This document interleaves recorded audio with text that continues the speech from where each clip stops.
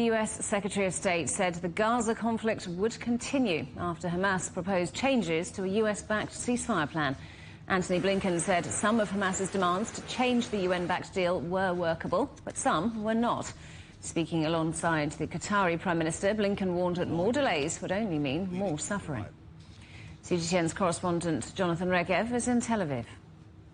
Blinken has basically been echoing what was said here in Israel since the Hamas response arrived. He said what was said here in Israel is that Hamas said yes, but, and then added so many amendments to the agreement that basically make it a negative answer. That they may have said yes, but all the amendments make it a completely different story. This is what Israeli officials have been saying, and this pretty much echoes with the comments made by Secretary of State Antony Blinken a short time ago in Qatar. Let's listen.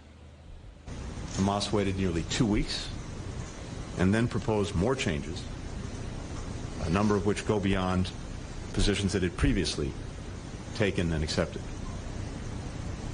As a result, and you heard the Prime Minister say this,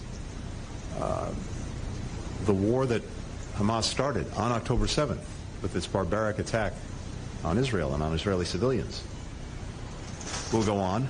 So pretty much Blinken putting the blame on Hamas if this agreement does not come into fruition. According to his statements, if we understand them correctly, made in Qatar, made right next to the main factor who has leverage on Hamas. Blinken is saying at the moment it is Hamas refusing to the deal. They may have said yes, but they actually mean no with the amendments that they have proposed. And if this fails, the responsibility lies, according to Blinken, on Hamas. Hezbollah continues to fire rockets across the border after one of its commanders was killed in South Lebanon. What are you hearing? What's the latest? That is correct. Yeah, I think since October 8th, it's been the day with most rockets fired towards Israel. We're counting some 200 rockets so far fired from Lebanon into Israeli territory. It is not by chance. Last night, Israel carried out an attack on a meeting of senior Hezbollah officials, killing one very senior official from Hezbollah. And what we saw this morning is the retaliation. Will eventually this bring the region closer to war?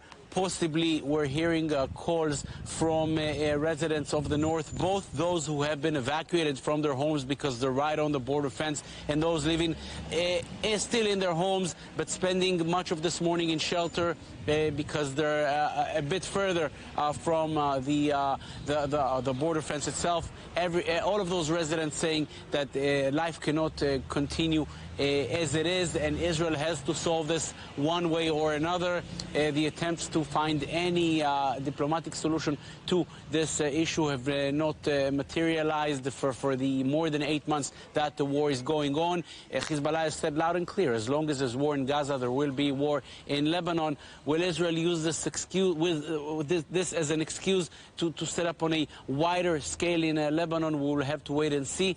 Up to now, for more than 8 months, it hasn't happened.